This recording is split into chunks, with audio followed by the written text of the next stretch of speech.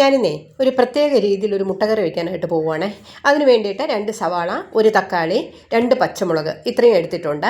സവാള ഒരു വലുതാണ് ഞാൻ തക്കാളി ഒരു വലിയ തക്കാളിയാണ് എടുത്തിട്ടുള്ളത്. അതുപോലെ തന്നെ 2 മുട്ടയും എടുത്തിട്ടുണ്ട്. മുട്ട ഒന്ന് പുഴുങ്ങാനായിട്ട് വയ്ക്കാം. അതുപോലെ ഈ തക്കാളിയും ഒന്ന് പുഴുങ്ങി എടുത്തിട്ടുണ്ട്. ഇതാ കണ്ടോ, സവാള അരിഞ്ഞു വെച്ചിട്ടുണ്ട്, പച്ചമുളകും അരിഞ്ഞു വെച്ചിട്ടുണ്ട്. ഇനി ഒരു പാൻ ഒന്ന് അടുപ്പിൽ വെച്ചതിന് ശേഷം ഇച്ചിരി കടുകൊന്ന് ഇട്ട് കൊടുക്കാം. സവാളയൊക്കെ കുഞ്ഞു കുഞ്ഞായിട്ട് അരിഞ്ഞതുകൊണ്ട് പെട്ടെന്ന് തന്നെ നമുക്ക് വഴണ്ടിയിട്ട് രാവിലെ ജോലിക്കൊക്കെ പോകുന്ന സമയത്തിന് ഇടയ്ക്ക് പെട്ടെന്നെല്ലാം ചെയ്ത് വെക്കണ്ടേ. ഈ കടുകിൻ്റെ കൂടെ ഒരല്പം കറിവേപ്പില ഇട്ടിട്ടുണ്ട്. എന്നിട്ട് നമ്മൾ അരിഞ്ഞു വെച്ചിരുന്ന ആ സവാളയും പച്ചമുളകും കൂടെ ഇതിലോട്ടൊന്ന് തട്ടാം. എന്നിട്ട് ഒരല്പം ഉപ്പ് കൂടെ ഇട്ടിട്ട് ഒന്ന് വഴറ്റി കൊടുക്കാം. സവാള ചെറുതായിട്ട് അരിഞ്ഞതുകൊണ്ട് പെട്ടെന്ന് തന്നെ വഴണ്ടി കിട്ടും. പ്രത്യേകിച്ച് ഉപ്പും കൂടെ ഇട്ട് കഴിഞ്ഞാൽ പെട്ടെന്ന് വഴണ്ടി കിട്ടും.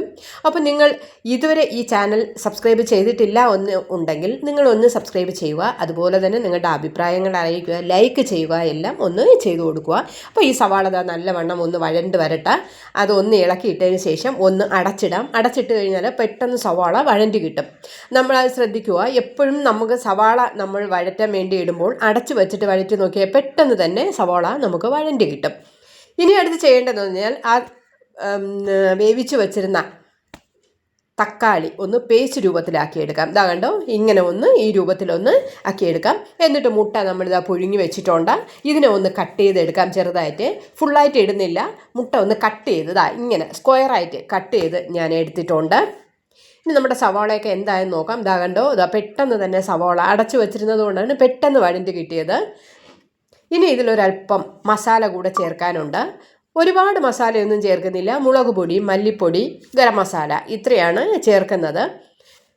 ഇച്ചിരി എരിവൊക്കെ വേണമല്ലോ, അതിന് വേണ്ടിയിട്ട് ഇച്ചിരി മുളക് പൊടി ഞാൻ അല്പം കൂടുതൽ എടുത്തിട്ടുണ്ട്. കാരണം എന്തെന്ന് വെച്ചാൽ ഇത് കാശ്മീരി മുളക് പൊടിയാണ്, നിറം മാത്രമേ കാണുള്ളൂ, എരിവ് കുറവായിരിക്കും. പിന്നെ മല്ലിപ്പൊടി എടുത്തിട്ടുണ്ട്, ഗരം മസാല എടുത്തിട്ടുണ്ട്, ഒരല്പം മഞ്ഞൾപ്പൊടി കൂടെ എടുത്തിട്ടുണ്ട്. ഇനി ഇതെല്ലാം ഈ പൊടികളുടെ എല്ലാം പച്ചമണം മാറുന്നത് വരെ ഒന്ന് ജസ്റ്റ് ഒരു 30 സെക്കൻഡ് ഒന്ന് ഇളക്കി കൊടുക്കാം. അപ്പോൾ തന്നെ പെട്ടെന്ന് ഇതെല്ലാം ചൂടാക്കിയൊക്കെ വെച്ചേക്കുന്ന മുളക് പൊടിയും മല്ലിപ്പൊടിയൊക്കെയാണ്. അതുകൊണ്ട് ഒരുപാട് സമയമൊന്നും കിടക്കണ്ട, എങ്കിൽ കരിഞ്ഞു പോവും.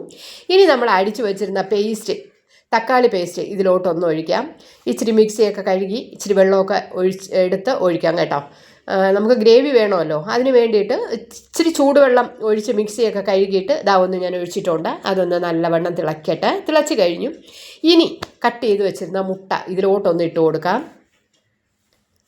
അപ്പോൾ നമുക്ക് ഈ മുട്ട ഇങ്ങനെ കട്ട് ചെയ്തിട്ട് കഴിഞ്ഞാൽ ക്വാണ്ടിറ്റിയും കൂടുതലായിട്ട് നമുക്ക് കിട്ടും കേട്ടോ. മറ്റേ ഒരു മുട്ട ഇങ്ങനെ ഇരിക്കുമ്പോൾ നമുക്ക് ക്വാണ്ടിറ്റി കുറവായിരിക്കും, മുട്ടയും അതിനുള്ള ഗ്രേവിയൊക്കെ കുറവായിരിക്കും. ഇത് എല്ലാം നല്ല ഗ്രേവി ആയിട്ട് കിട്ടും. നല്ല കുറുകുറുത്ത ഗ്രേവി, കണ്ടോ, നല്ല തിക്കായിട്ടുള്ള ഗ്രേവി നമുക്ക് ഇങ്ങനെ വെച്ചാൽ ഗ്രേവി കിട്ടും. കുട്ടികൾക്കൊക്കെ ഇഷ്ടമായിരിക്കും, പെട്ടെന്നൊക്കെ കഴിക്കാനും എളുപ്പമുണ്ട്. ഇനി ഇതിൻ്റെ കൂടെ ഒരല്പം മല്ലിയില കൂടെ ഒന്ന് ഇട്ട് കൊടുക്കാം. അപ്പോൾ നമ്മുടെ അടിപൊളി മുട്ടക്കറി റെഡി ആയിട്ടുണ്ട്. 2 മുട്ടയുണ്ടെങ്കിലും നമുക്ക് ഇത് ഒരു 3-4 പേർക്ക് സെർവ് ചെയ്യാൻ പറ്റും.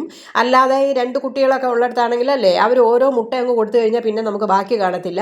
ഈ മുട്ട ഇങ്ങനെ കട്ട് ചെയ്തിട്ട് കഴിഞ്ഞാൽ 2 മുട്ട ഉണ്ടെങ്കിൽ തന്നെ ഒരു 4 പേർക്ക് ഇത് കറിയായിട്ട് കൊടുക്കാൻ പറ്റും. അപ്പം നിങ്ങളും ഇതുപോലെ മുട്ടക്കറി വയ്ക്കുമ്പോൾ ഇങ്ങനെ ഒന്ന് ട്രൈ ചെയ്ത് നോക്കുക. ട്രൈ ചെയ്ത് നോക്കിയിട്ട് അഭിപ്രായങ്ങൾ അറിയിക്കണേ.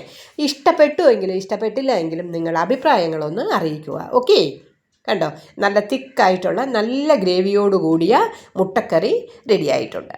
അപ്പോൾ നിങ്ങളും ഇതുപോലെ ഒന്ന് വയ്ക്കുക. കണ്ടോ, നല്ല ടേസ്റ്റ് ആയിരിക്കത്തില്ലേ ഇങ്ങനെ വയ്ക്കുമ്പോൾ? അടിപൊളി ടേസ്റ്റാണ് കേട്ടോ. ഇതിൻ്റെ കൂടെ വേണമെങ്കിൽ അല്പം തേങ്ങയുടെ പാല് വേണമെങ്കിൽ ഒഴിക്കാൻ, ഞാൻ ഒഴിച്ചിട്ടില്ല. അപ്പോൾ ഓക്കെ, ബൈ.